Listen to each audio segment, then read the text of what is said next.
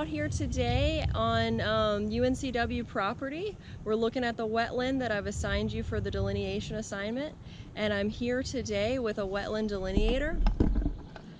Hi, my name is Matt Williams. I work with Wood Environmental and Infrastructure Solutions. We're located, it's an international company, but we've got an office in Durham and Charlotte and Wilmington. But I've been delineating for 7.5 years now, after getting my master's in the UNCW EVS program back in 2013. Great. All right, so today what we're going to do is run through the steps of a wetland delineation. And so we'll start with the easy get first. Let's look for hydrology on the site. And so Matt and I have been walking this site, and we have found some wetland hydrology. All right, so why don't you tell us a little bit, Matt, about what indicators you see? So obviously the big one that jumps out is the surface water. So you can look at, when you look at the form, you've got primary and secondary indicators. So surface water is a primary, it's the very first one they list. Since we're in sandy area, and we'll talk about soil in a little bit, when you've got surface water, that means you'll also have high water table and you'll have saturation throughout. So you'll actually be able to check the first 3 primary indicators for this site, which are the ones that are most commonly used. So we can do that just from seeing this standing water here. We'll be able to check those indicators. And so now that we've got our wetland hydrology, the next thing that we're going to do is take a look at the soils. So we're actually going to walk the site, and we want to start looking at the soils where we can draw our line between wetland and upland. And then after we go through that, we'll look at vegetation. So we'll be back shortly. All right, guys, now we are starting to look at our hydric soils. So I'm here with Matt, and we've dug our first soil pit, which you can see here. We've got our pit. So I'm going to let Matt tell you about that and what he has found. All right, so we started with our wettest area. You can see the hydrology right behind us. We came up, we were able to get about 14 inches.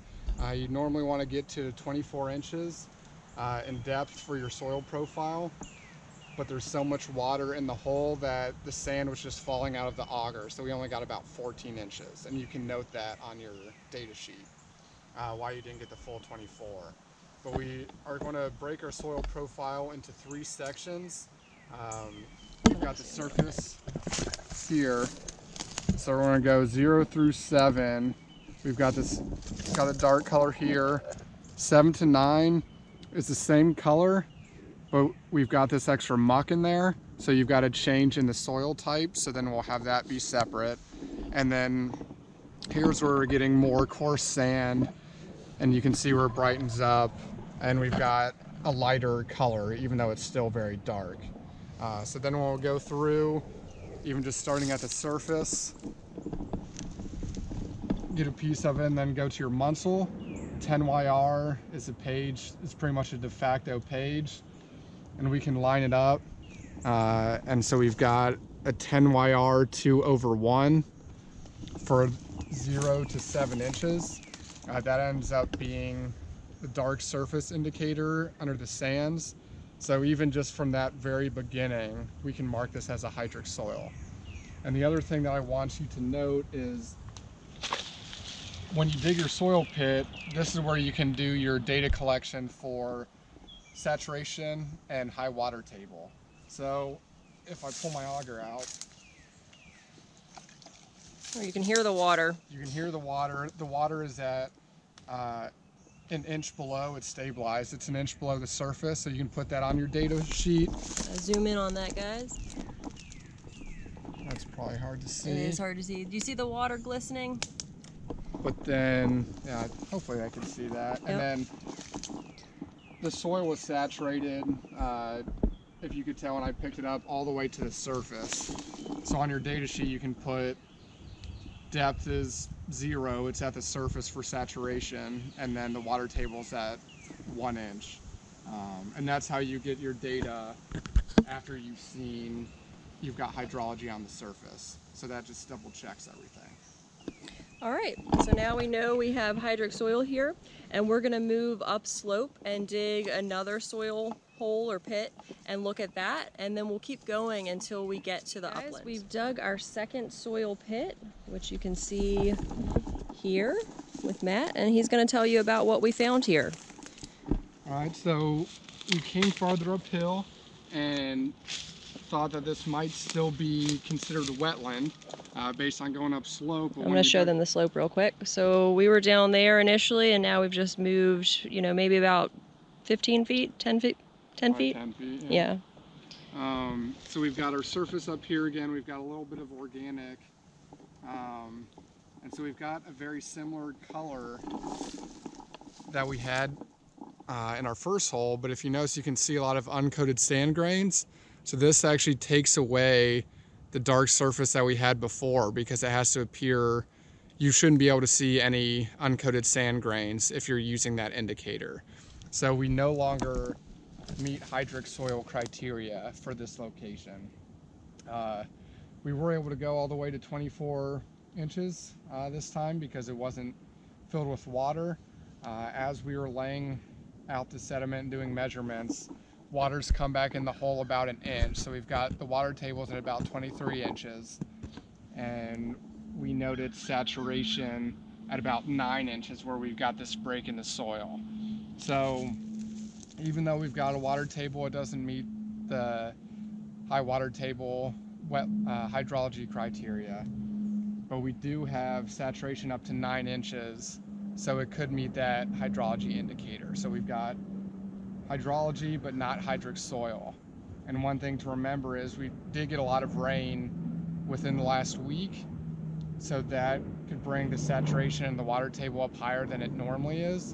And so all of that is a really big thing before you ever go out into the field, is to look and see, especially if you're going somewhere new, looking up and see what their weather was, whether it's been very dry or they've got a lot of rain, because that's going to impact what you see, and that can throw off if you think it's really wet or if you think it's upland. All right, great. Now we're going to dig another pit kind of in between the two that we've done to see if we can figure out where the line of the wetland is based on the soils. We are now at our next point, and we're trying to refine where we think the line is. Okay, so we've come back maybe 4 feet back downhill from where we just were. If you look in the first, from the surface down about 5.5 inches, we're back to the original color that we had in our first point in the wetland. And you can see we've got a few uncoated sand grains, but really they're all masked. So we can go back into our dark surface criteria. And I know I mentioned it loosely in the beginning, but we are in this sand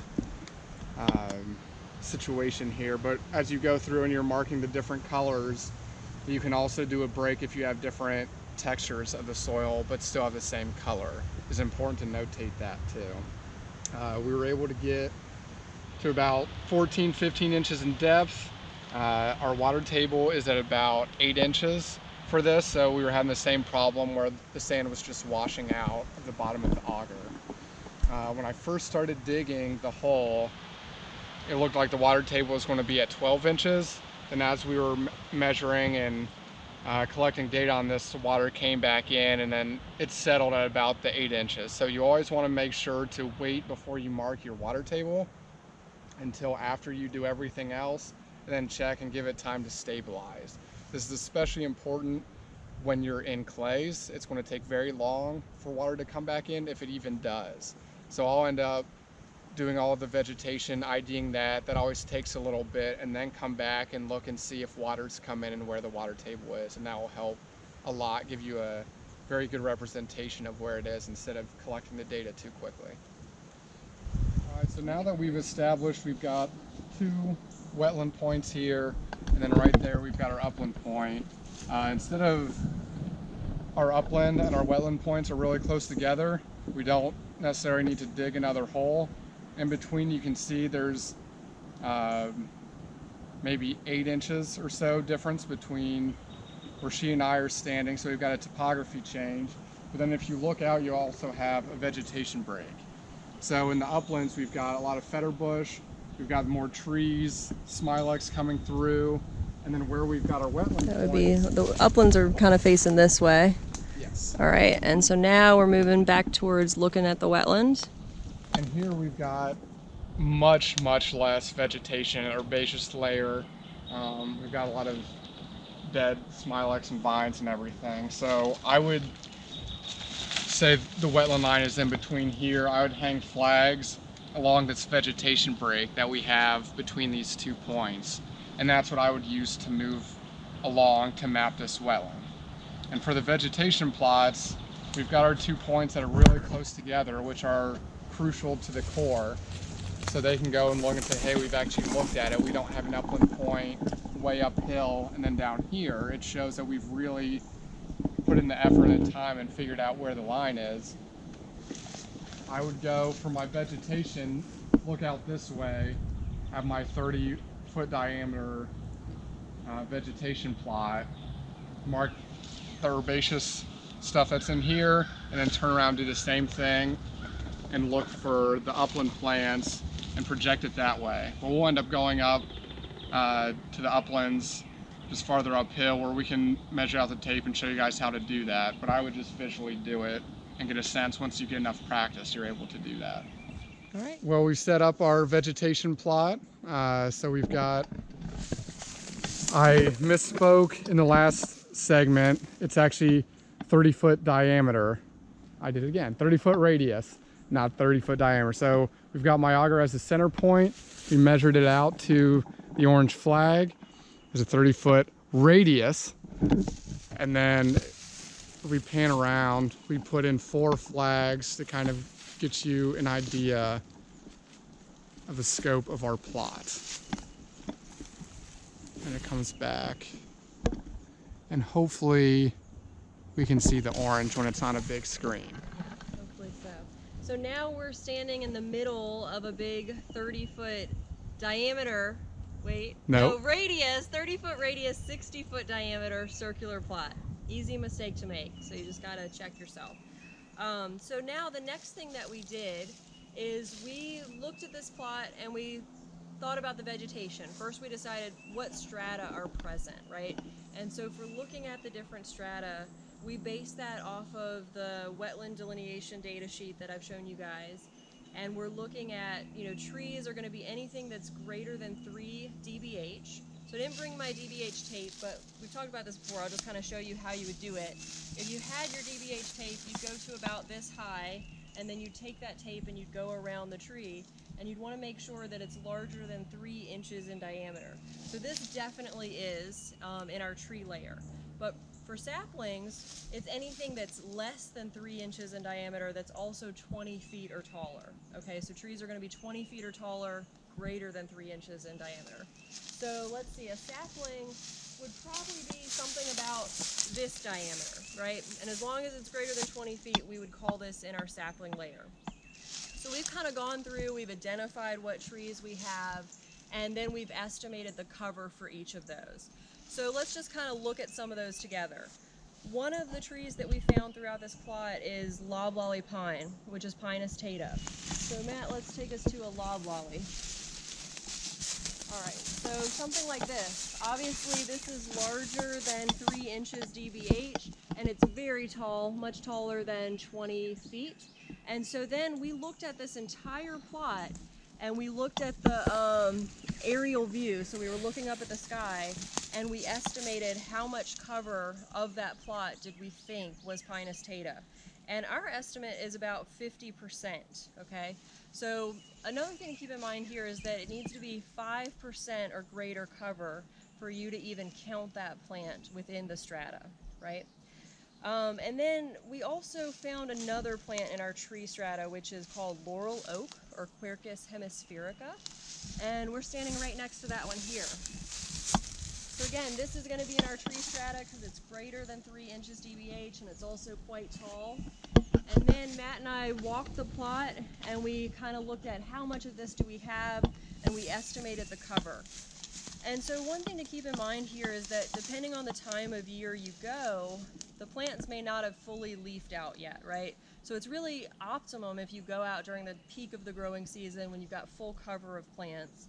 But if you don't have that, when you're looking up at the sky, you kind of estimate that based on how many branches there are and based on how much growth you think would be coming out of those branches once full cover is achieved. Okay. Another thing, if you are out in the winter, because that does happen a lot, is look and see what leaves are on the floor. And I've had to identify trees a lot that way because there aren't any leaves on any of the trees and the barks look similar. So that's something that you have to do because you don't always get to do it in the summer, in the middle of the growing season. Yeah, there's ideal conditions and then there's real world conditions. You know, people aren't going to wait around all year to get their wetland delineated just for those optimum conditions. And so in those cases, delineators have to make judgment calls based on what they think will be present during the growing season. And so using those clues is really important. I like to think about being a delineator kind of as, you know, like a CSI expert, right? Where you're using all the clues that you find in the field to tell you something about that habitat and that environment. Okay, so our next layer is the sapling layer, and we found some overlap here. So we also found the laurel oak, which was Quercus hemispherica, and let's see, that one there is a good example of a sapling. And so we kind of, you know, did the same thing. We looked around, we saw how much of this do we have in the sapling layer, and we estimated that there was actually only about 10% cover. There's not very much of it out here. There were maybe about 5 different saplings, okay? We also found turkey oak in our sapling layer. So let's go and walk and find that.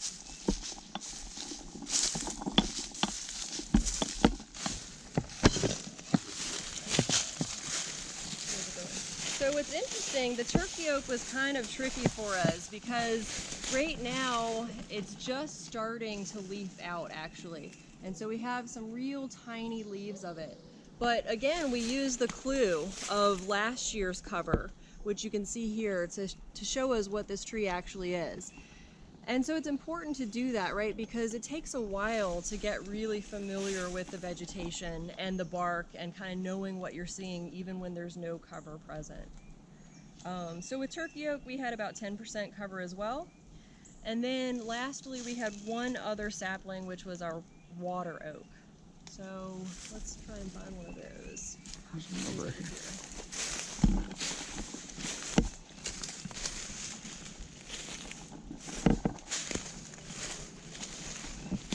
Okay, so with our water oak, there's not a lot of cover on this tree right now, but if you show up at the leaves, you can see based on that leaf shape, most of them have this fanning shape. And so to me that indicates water oak, which is Quercus nigra.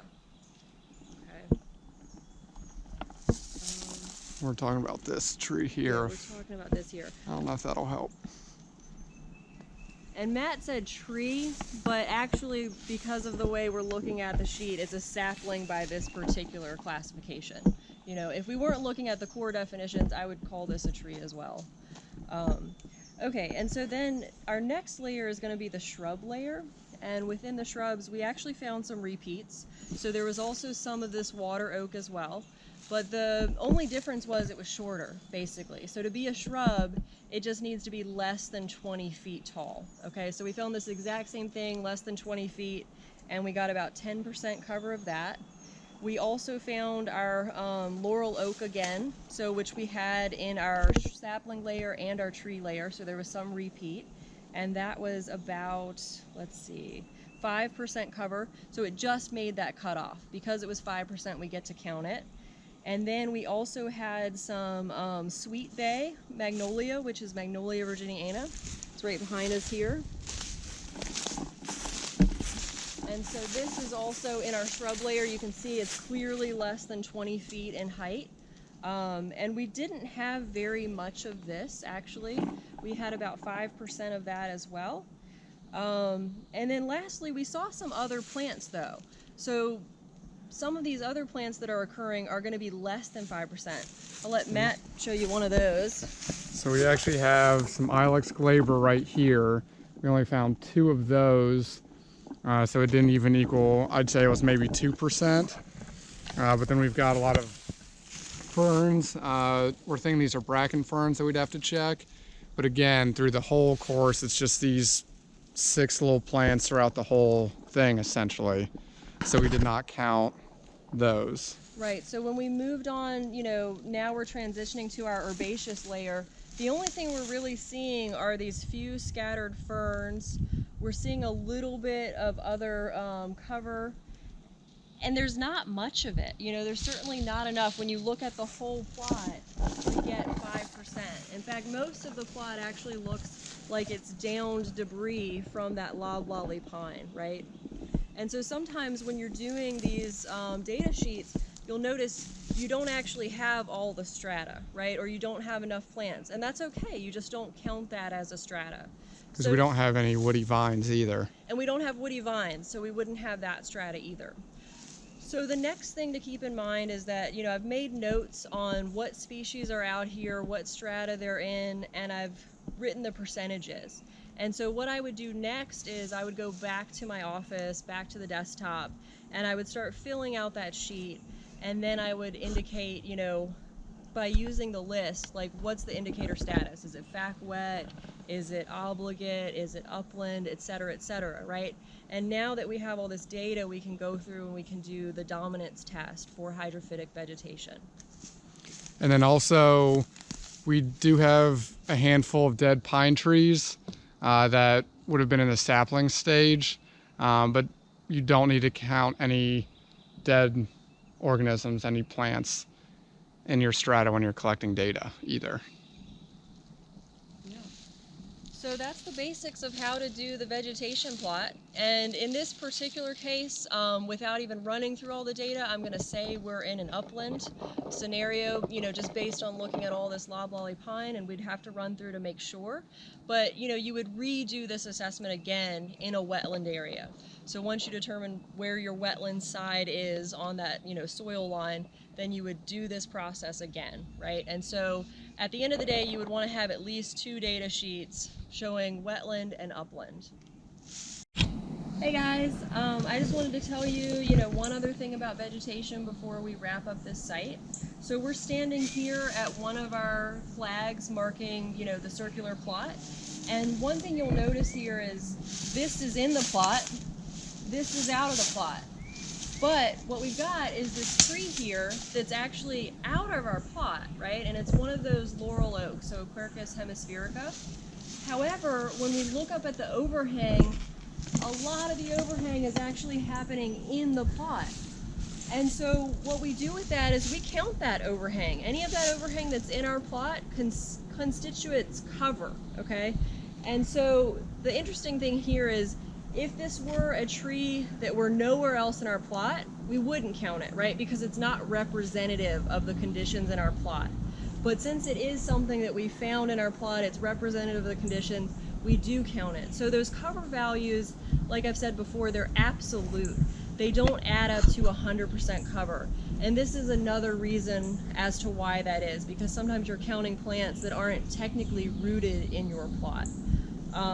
And so, another thing to keep in mind is that when you're doing one of these plots, you want the whole plot to consider or to include vegetation that's representative of that condition, right? Like, you don't want half your plot to be wetland and half your plot to be upland.